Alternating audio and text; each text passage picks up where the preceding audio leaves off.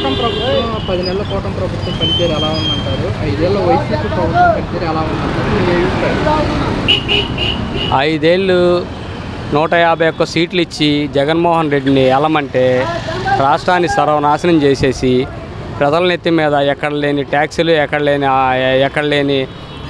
లేని ఇబ్బందులన్నీ కలిగించి డెవలప్మెంట్ లేకుండా చేసి ప్రజలకి రోజు రోజుకి దిగజార్చేసి వ్యాపారాలు లేక ఏమీ లేక ప్రజలు ఆయన ఇచ్చే సంక్షేమ పథకాల కోసం ఎదురు చూసేటట్టు చేసిన వ్యక్తి జగన్మోహన్ రెడ్డి.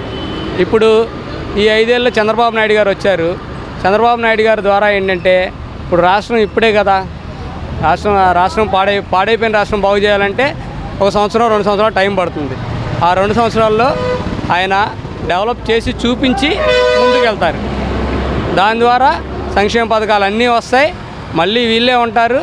మళ్ళీ ఈయనే ముఖ్యమంత్రి అవుతారు, ఆయనే ప్రధానమంత్రి అవుతారు. మొన్న జగన్మోహన్ రెడ్డి కార్యకర్తలతో కేడర్తో భేటీ అయ్యి జగన్ 2.0 ఈసారి భిన్నంగా ఉంటుంది, తర్వాత ప్రభుత్వం మాదిరిగా ఉంటుందో ఈసారి మనకి అధికారంలో వస్తామని చెప్తున్నారు. జగన్ ఆల్రెడీ 2.0 చూపిస్తున్నాడు కదా. ఇప్పుడు నిన్న పాస్టర్ ప్రవీణ్ హత్య జరిగింది.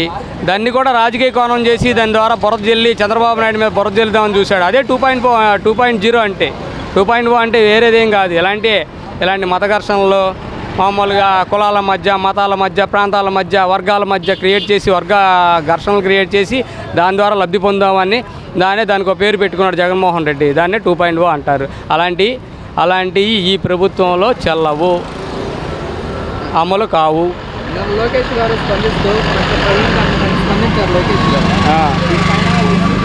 డ్రామాలు చేస్తున్నారు, కులమత భేదాలను రచ్చగొడుతున్నారంటూ కూడా లోకేష్ గారు చెప్తున్నమాట మీరేమంటారు? ఏమండి, ప్రవీణ్ గారు హైదరాబాద్ నుంచి ఎప్పుడు స్టార్ట్ అయ్యారు, ఎక్కడికి వెళ్ళారు, ఎక్కడ మద్యం కొన్నారు, ఎక్కడ పడిపోయారు, ఎక్కడ బుల్లెట్కి లైట్ ఊడిపోయింది, ఎక్కడ యాక్సిడెంట్ అయింది, అంతా క్లియర్గా సీసీటీవీలు అన్నీ చూపించారు కదా. అదే లేకపోతే ఇది ఒక హత్య కింద క్రియేట్ చేసేవాళ్ళు జగన్మోహన్ రెడ్డి ఒక ఫ్రాడు, వాడొక ఎదవ, వాడికి పరిపాలన రాదు. 151 మందిని ఇచ్చారు చేసుకోమని, కానీ వాడికి చేతగాక పిచ్చిగా బూత్ మందుల చేత బూతులు తిట్టించుకుంటూ అలా విధంగా చేసి ఈ హత్యను కూడా ఒక రాజకీయ హత్య కింద క్రియేట్ చేద్దాం అనుకున్నాడు. అది వల్ల కాలేదు, వాడు పప్పులు ఉడకలేదు. పవన్ కళ్యాణ్ గారు తిరుపతితో పలానికి బస్సు వేయడం ప్రారంభించడం జరిగింది.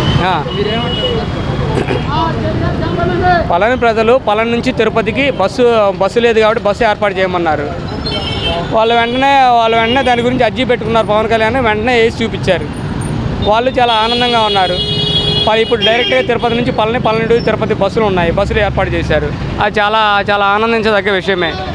పవన్ కళ్యాణ్ గారు పనితీరు ఎలా ఉందంటారు? జలవరం ఆయన మాట్లాడి కానీ అమరావతి కానీ ఎలా ఉందంటారు? పవన్ కళ్యాణ్ గారి పనితీరు ఎలా ఉందనేది మొన్న పాడైపోయిన రోడ్లు పూడ్చినప్పుడే తెలియలేదా?